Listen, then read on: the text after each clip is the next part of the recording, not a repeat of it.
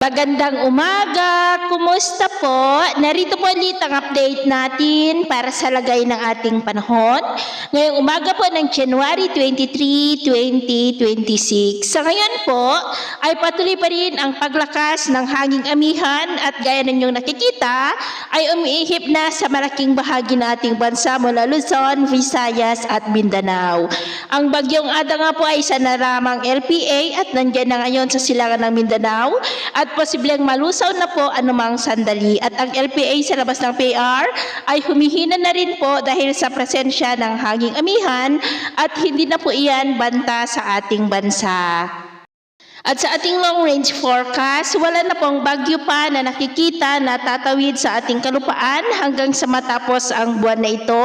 Pero hindi pa rin inaalis ang posibilidad na maaari na may sama ng panahon na mabubuo sa silangan ng ating bansa at ang development niya na ating babantayan, lalo na sa unang linggo ng susunod na buwan at ang development po niya ng ating babantayan. At sa lagay ng ating panahon, ngayong madaling araw po ay maayos ang panahon sa malaking bahagi ng bansa pero may tsansa pa rin ng mga isolated rains sa ilang bahagi ng Cagayan, Infanta, Oriental Mindoro, Camarines Sur, Eastern Samar, Cadiz, Estancia, Misamis Oriental, Dinagat Island at Sarangani.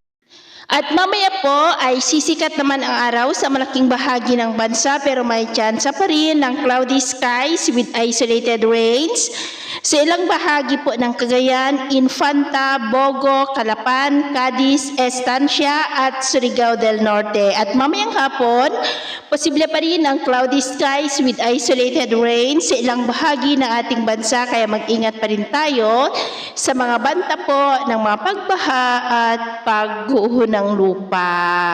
At sa atin naman pong mga baybayin, iwasan na muna natin ang papalaot sa kanlurang baybayin ng Northern Luzon at Central Luzon, maging sa extreme Northern Luzon seaboard at sa silangang baybayin ng ating bansa dahil ang mga alon ay posible po na aabot hanggang sa 3 to 4.5 meters height.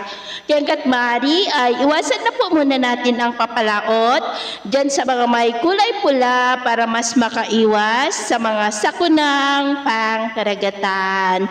So ito ang latest update natin sa araw na ito. At ako po muli si James na nagsasabing sa kahit na pagsubok po na darating sa ating buhay, huwag na huwag po tayong mawawalan ng pag-asa. Thank you and God bless.